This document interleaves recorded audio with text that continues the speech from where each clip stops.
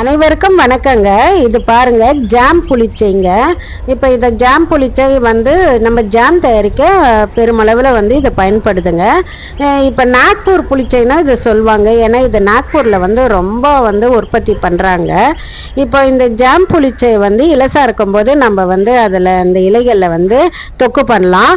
ஆனால் இது பெருமளவு பயன்படுறது நம்மளுக்கு ஜாம் தயாரிக்கிறது தாங்க. இது மாதிரி இந்த இதழ்கள் இருக்கு இல்லையா, இந்த இதழ்களை வந்து நம்ம இப்போ எடுத்துக்கணுங்க. இது மாதிரி இதழ்களை வந்து நல்லா எடுத்துட்டு வாஷ் பண்ணிட்டு இதை லேசா வந்து தண்ணி தெளித்து ஒரு வேக்காடு வேக வச்சு அதுக்கப்புறம் அதை அரைச்சி ஒரு கடாயில் போட்டு நல்லா கிண்டி கொஞ்சமாக வந்து சர்க்கரை சேர்த்து நம்ம வந்து கிளறி ஜாம் தயாரிக்கலாங்க. இதுக்கு வந்து கலர் எதுவும் சேர்க்க தேவையில்லைங்க. அதே மாதிரி சர்க்கரையும் நிறைய சேர்க்க தேவையில்லைங்க. ஏன்னா இதுலேயே இனிப்பும் புளிப்பும் கலந்த ஒரு நல்ல ஒரு ருசி இருக்குங்க. குழந்தைகளுக்கு கொடுக்கலாங்க. நன்றி.